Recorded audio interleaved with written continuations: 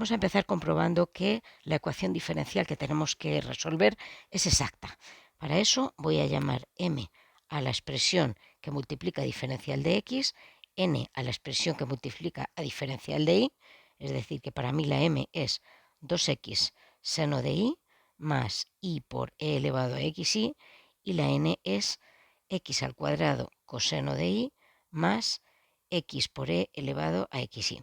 Y ahora voy a calcular la derivada de cada una de ellas con respecto a la otra variable, la derivada de m con respecto a la variable y, voy a calcularla, y la derivada de la n con respecto a la x.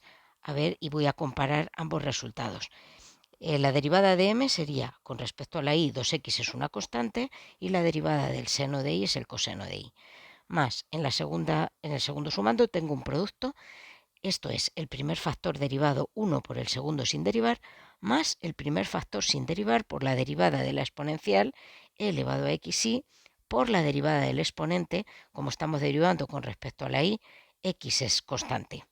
Ahora la derivada de n con respecto a la variable x sería, en el primero de los sumandos, la y es una constante, luego el coseno de y es una constante, y la derivada de x al cuadrado es 2x.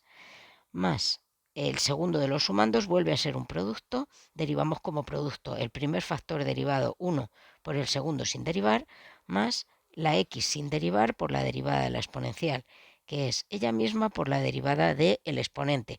Como estamos derivando con respecto a la x, la y es constante en este caso y la derivada de xy sería y.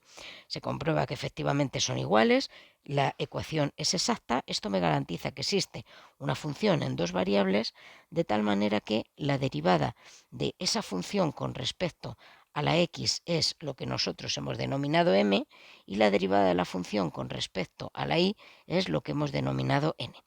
Esta función me va a permitir, al igualar a una constante, calcular la solución general de la ecuación diferencial. Luego particularizaremos para el caso que se nos pide. Vamos a calcular cuánto vale esa f, vamos a integrar para calcular el valor de la f. Si la derivada de f con respecto a la x es m, la f será la integral con respecto a la x de la expresión m.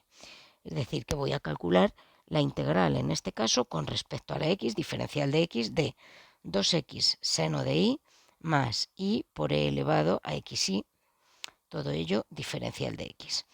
Lo puedo separar en dos integrales distintas, cada uno de los sumandos. Lo que dependa solo de la y es constante. Entonces, en el primero de los sumandos tengo la integral de 2x por el seno de y, pero como el seno de y es constante, lo puedo sacar fuera, diferencial de x. Y en la segunda es verdad que la y es una constante, pero no me interesa sacarla porque la necesito dentro de la integral para que sea inmediata. Esto es seno de y por, esta integral es x al cuadrado, sería el factor 2 multiplicado por x al cuadrado partido por 2, más, ahora, esta integral, tenemos aquí una exponencial, la derivada del exponente con respecto a la x es y, tenemos, si esta es e elevado a una f, aquí tenemos su f', es decir, que la integral es inmediata, sería la propia exponencial, e elevado a xy, más una constante de integración que tiene que ser constante con respecto a la x, pero nada me impide que sea una función que dependa de la y. Vamos a calcular ahora esta última función, teniendo en cuenta que la derivada de la función f tiene que ser igual a nuestra expresión n. Entonces, esta es la f, esta última que he escrito, voy a derivarla con respecto a la y. La derivada de f con respecto a la y sería x al cuadrado, en este caso es una constante, y la derivada del seno de y es el coseno de y, más la derivada de la exponencial es e elevado a xy multiplicado por la derivada del exponente, que sería en este caso la x, más la derivada de la nueva función de y, phi' de y. Comparando esto con la n que nosotros teníamos aquí escrita, comparando esto con el x al cuadrado coseno de y más x por e elevado a xy, llegamos a la conclusión de que la derivada de la función phi es igual a 0 y por lo tanto la función phi de y es verdaderamente una constante. A esta constante le voy a llamar C1, por ejemplo, y recuperamos entonces la forma de nuestra ecuación, la solución general de la ecuación. Es decir, que f de x al cuadrado coseno de y, más e elevado, no, perdón, estoy copiando la derivada, la función la tengo aquí.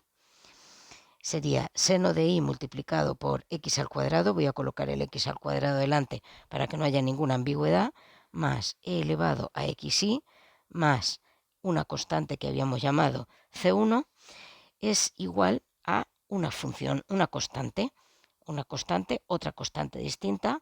A la hora de operar estas dos constantes, el resultado sería una nueva constante, es decir, que la solución general es x al cuadrado seno de y más e elevado a xy igual a una nueva constante.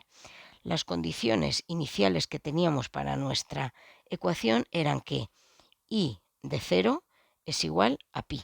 Lo teníamos en el enunciado. Es decir, que cuando la x es igual a 0, la y ha de valer pi. Y eso me va a permitir calcular, en este caso en concreto, el valor de la k. A x le doy el valor 0, 0 multiplicado por el seno de lo que sea, el seno de pi en este caso va a valer, al multiplicar por 0 va a valer 0, por e elevado a 0 por algo va a ser 0, esta es nuestra k. El primero sumando es 0, 1 es igual a la k y la solución que íbamos buscando es x al cuadrado seno de y más e elevado a xy igual a 1. Esta es la solución particular que se pedía en el enunciado.